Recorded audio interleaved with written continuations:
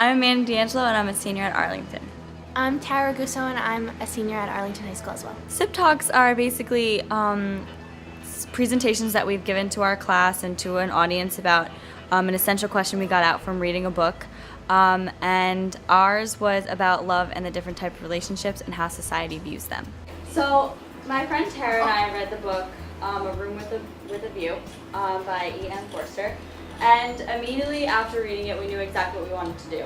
When we started looking for books to pick with this project, me and Amanda really had no idea what book we wanted to pick. We had a huge list of probably at least 100 books that we had to choose from, and I was just one night going through the list, like looking it up online, seeing what it was about, and I just happened upon this one. It was about a girl who went to Italy, and actually me and Amanda are both Italian, so I was like, oh, that's interesting. So then I found out it was about love and her struggles with like who she should love, and those are kind of books that I like, and I'm sure Amanda likes too, so that's why we picked this one. We wanted to research the different types of love out there in the community. We thought about this essential question because the main character in our novel had to decide between following her heart and doing what society deemed was best for her. And sometimes throughout society we see that society implements our own opinions because we're sometimes afraid to go out of the norm. So we interviewed a bunch of people from all different genders and age gaps and sexualities to see their opinions on different topics. So before I actually start my presentation, I'm just going to list off a couple of situations that we interviewed about, and I want you to kind of think about what you think about those topics, just so you can have like your own personal check-in throughout the presentation.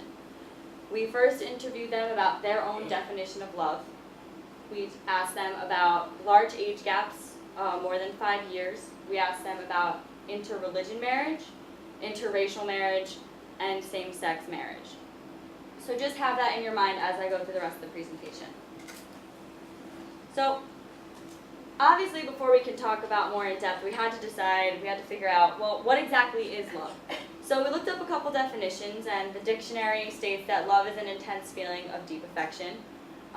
There are a couple other quotes and says, love is a purpose of human life. No matter who is controlling it, it is to love whoever's around to be loved. And the Bible says that God is love. And here are what some of our interviewees said about their definition of love. It's the merging of two different lifestyles together and being able to find a commonality between them and being able to coexist.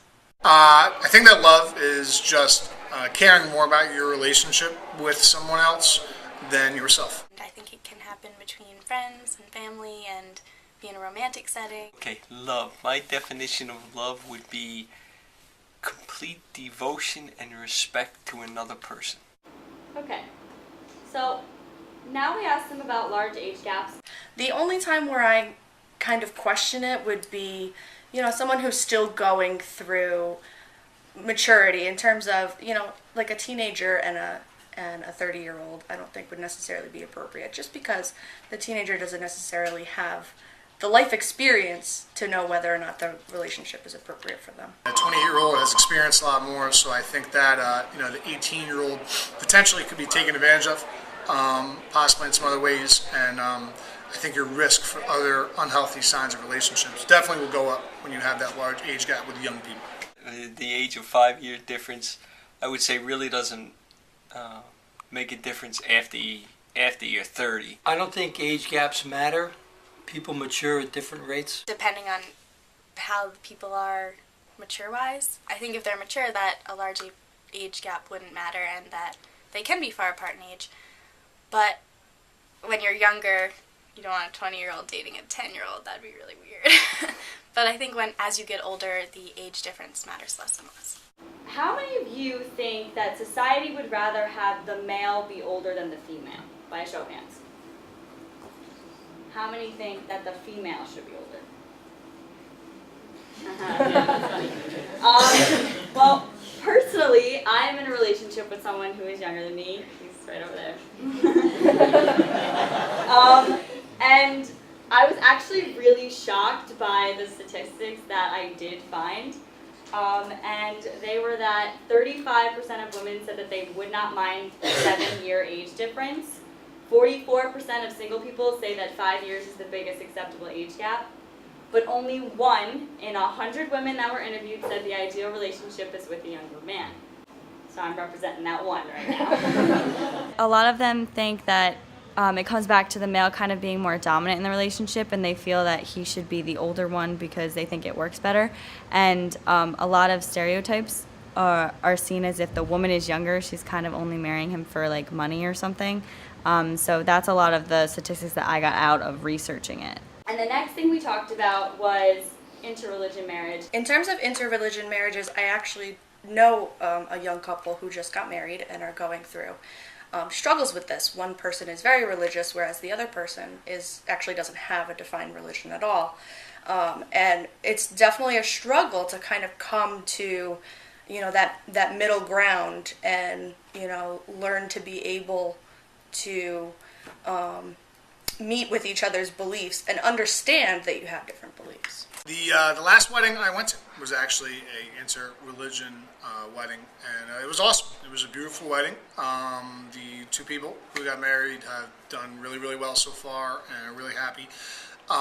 There was a lot of give and take as far as what customs were going to be and what spots of the wedding and stuff like that.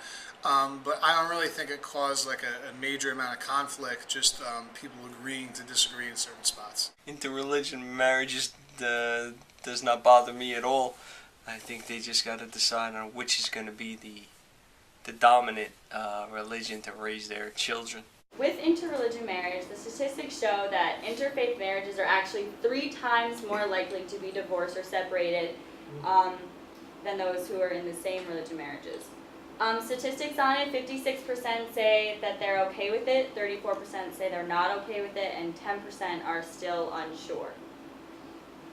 And this is what they had to say about interracial marriages. One of the things I always joke about with this is that I actually am in the literal sense colorblind.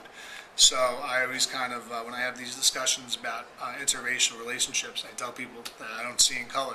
And I don't. I don't. And I think that, there's still different parts of the state and the country where people would look twice if they saw different races walking down the street holding hands. Hard enough for 2 people to get together and devote their lives to each other. I think an interracial marriage would just add too much pressure. I think society still doesn't fully accept it. When it comes to interracial relationships, I was brought up by my grandfather that it's wrong because I'm half Hispanic and half white, and my grandpa was mad at my mom for being with a Hispanic guy. But it comes to you don't choose who you fall in love with, and that's a big thing, and people don't see that. In 2010, 1 in 12 couples were interracial, and 73% of African American and white couples are with an African American male and a white female. And as you can see by the little chart, there's over the past years, there's been an increase in the growing diversity of interracial couples. Okay, and the last thing we asked them about was gay marriage, and I'm sure everyone's heard a lot about it, and they all have their own opinions, but here's what our interviewees have to say. Because I'm a relatively religious person, marriage, in my opinion, is the union between a man and a woman in a religious setting. Again, as long as everybody's happy and people don't try to put their views on me, I'm fine with it. Personally, I don't think the word marriage and same-sex belongs in the same sentence. When it comes to same-sex marriage, obviously I am for it, but I was brought up against it by my dad and kind of my mom, but not so much. But I've viewed a lot of my own opinions on it even before I came out, and I think it's you love who you love, and you can't help that. Statistics on gay marriage is that strongly in favor is about 53%. This was about as of like 2 weeks ago. It grew 3% in about 4 months. Opposed of it is 42%, and they say this is probably because of the strong Republican opposition. And unsure is about 5%. But public support has increased 1% per year for the past 20 years. So the one thing that Tara and I decided through this whole thing is that as teenagers, we don't really notice what's going on around us. We have our own tight-knit community, which we see every day. And to be honest, if someone asked me what I thought of a couple, I would picture a guy and a girl. I would picture them both white, and I would picture them the same age. Because that's the type of relationship I am most surrounded by. So what I really wanted my my classmates to take away from this is that this stuff is happening around us in our own community, and sometimes I think that they don't see that. So we put together a collage, and this is all different types of relationships that are found in our school, besides the older couple in the corner. Each of these people walk our hallways, and I think that it's very important for our students to realize that this isn't just something that they see on the news and hear about in church, or they hear about in class, or like anything like that. That it's right there in their own community, and I think that's something that they definitely need to realize. So at the end of this, I wasn't trying to change your opinions at all. I wasn't trying to tell you that something was right and something was wrong. I related this to my classmates and to those of you who are going on to college, is that throughout college and the rest of our lives, no matter for however long they may be, we're always going to be subjected to new things. We're always going to have new opinions come into our lives. People are going to keep telling us things. But the point is that we don't have to believe them, but we have to be open to them. We have to be able to take them in and view other people's points. We weren't trying to persuade our audience to view a certain way or not view a certain way. We just wanted to get out of it that there's so many different opinions in the world, and people formulate their own opinions on their own, and yeah, you don't have to think what someone else thinks just because they tell you to, but you should be open to why they're thinking that way, where they're coming from, but not be judgmental to their opinions. And I hope that's what you got out of the presentation.